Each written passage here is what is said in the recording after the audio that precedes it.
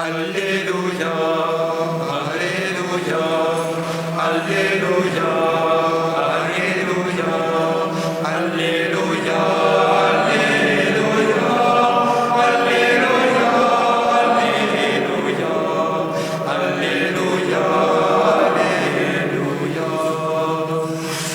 Alléluia, Alléluia, Alléluia,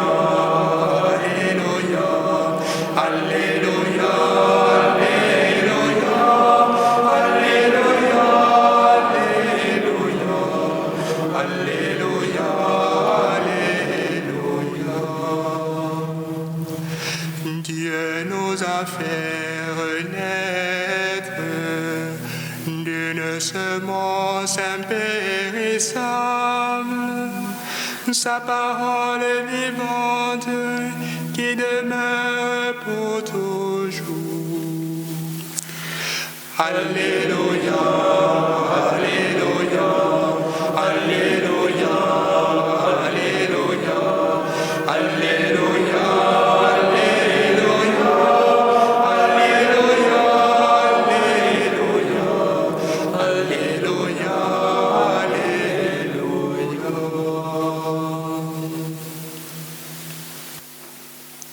Chers frères et sœurs, les textes qui sont soumis à notre méditation dominicale de ce 27e dimanche pourraient être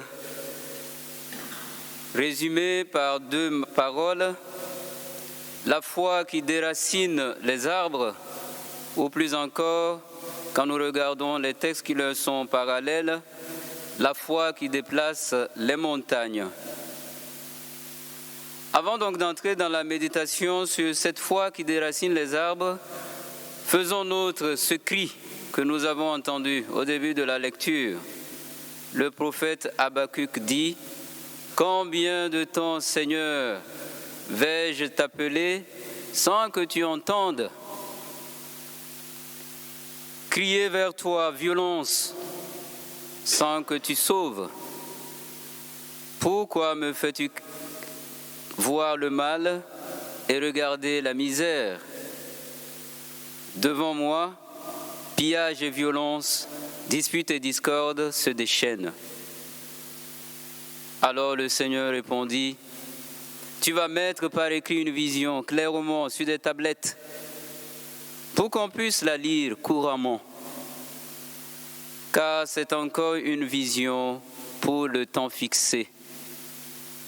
Elle tendra vers son accomplissement et ne décevra pas. » Le Seigneur poursuit: « Si elle paraît tarder, attends-la.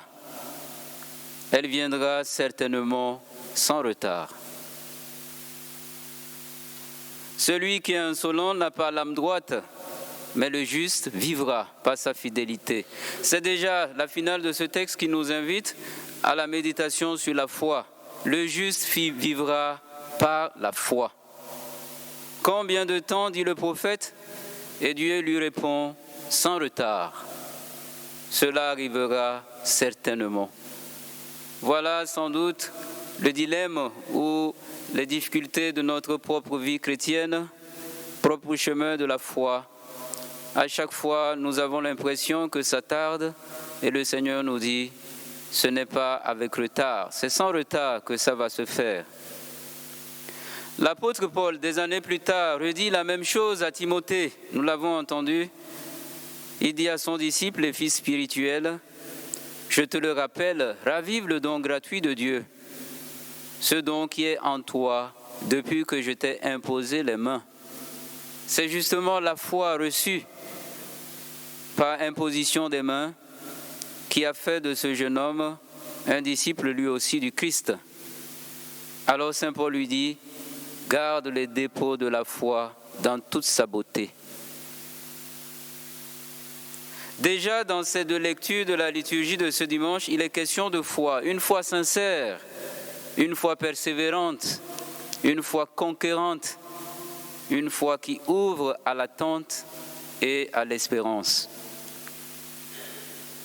Et l'Évangile nous met au vif du sujet, puisque c'est la demande même des apôtres. Ils disent au Seigneur: augmente en nous la foi.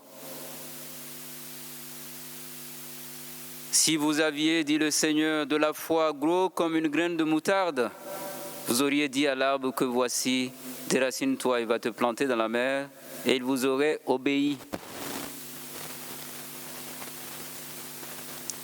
De même, vous aussi, quand vous aurez exécuté tout ce qui vous a été ordonné, dites, nous sommes de simples serviteurs, nous n'avons fait que notre devoir.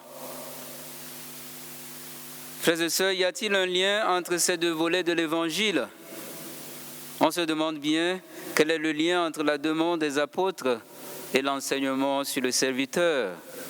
Sinon, cette endurance, cette persévérance, cette docilité à faire de manière exemplaire et juste ce que l'on a à faire.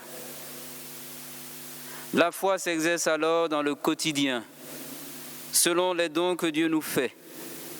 Une foi qui opère en silence de grandes choses. Ce ne sont pas d'abord des miracles à faire, à opérer, qui seront signes de cette foi-là. Mais c'est la fidélité du serviteur qui sait qu'on doit le lui demander et qui alors ne fera que son devoir. Rappelons-nous ce qui précède le début du texte de l'évangile de Luc de ce matin. Jésus disait à ses disciples, « Il est impossible que les scandales n'arrivent pas, mais malheur à celui par qui ils arrivent. Mieux vaudrait pour lui se voir passer autour du cou une pierre à moudre et être jeté à la mer, que de scandaliser un seul de ses petits. Prenez garde à vous, si ton frère vient à pécher, réprimande-le, et s'il se répand, remets-lui. Et si 7 fois le jour il pêche contre toi, et que 7 fois il revienne à toi en disant « Je me repens », tu lui remettras. C'est alors que les apôtres disent au Seigneur « Augmente en nous la foi ». C'est significatif parce que les apôtres sont conscients que sans ce don de la foi, nul ne peut pardonner jusqu'au bout et toujours. Voilà déjà une montagne, voilà un arbre à déraciner. Pouvoir pardonner à son frère sincèrement, toutes les fois il reviendra en disant « Remets-moi ». En Saint Matthieu d'ailleurs, nous voyons un épisode semblable. Les disciples s'approchent de Jésus et lui disent en particulier « Pourquoi n'avons-nous pas pu chasser ce démon ?» C'est à cause de votre incrédulité, leur dit Jésus. Je vous le dis en vérité, là encore, si vous aviez la foi comme un grain de sénévé, vous diriez à cette montagne, transporte-toi d'ici, là, et elle se transportera. Rien ne vous serait impossible. En Saint Marc, dans un autre contexte, nous avons les mêmes remarques du Seigneur. Jésus prend la parole et dit à ses disciples, « Ayez foi en Dieu. Amen, je vous le dis, si un homme qui ne doute pas dans son cœur dit à cette montagne, « Enlève-toi de là et va te jeter dans la mer », s'il croit vraiment que ce qu'il dit va arriver, alors cela lui sera accordé. C'est vraiment que ce qu'il dit va arriver. C'est pourquoi je vous le dis, tout ce que vous demandez dans la prière, croyez que vous l'avez reçu et cela vous sera accordé. Quand vous priez, si vous avez quelque chose contre quelqu'un, pardonnez-lui, afin que votre Père qui est aux cieux vous pardonne aussi vos fautes. Cette fois a pour objet encore le pardon des fautes et la mise en déroute du démon. Il est donc important, frères et sœurs, de comprendre la Bible par la Bible. On comprend très vite que le cœur du message est le suivant: tout est possible à celui qui croit. Si et seulement si, devons-nous ajouter, ce qu'il demande et cherche est conforme à la volonté de Dieu. Il ne faut donc pas tomber dans la présomption spirituelle qui peut faire oublier la souveraineté de Dieu. La foi, c'est donc croire que Dieu est capable d'apporter une solution à la difficulté à laquelle je fais face. C'est m'abandonner à lui et lui faire confiance. Ne pas compter sur mes seules forces, mais compter sur Dieu et demeurer dans la prière, la soumission et l'adoration. C'est alors que je serai témoin de ces montagnes et de ces arbres abattus devant moi. D'ailleurs, si nous cherchons à regarder quelques images de la montagne dans la Bible, ces images manifestent tous les obstacles au dessein de Dieu. Autant chez le prophète Zacharie, où Dieu les aplanit, que dans Ésaïe et même dans l'Apocalypse, quand l'ange est précipité. Elles doivent céder place pour que le peuple de Dieu puisse passer, être jeté dans la mer, pour que les enfants de Dieu puissent avoir accès au dessein de leur Seigneur.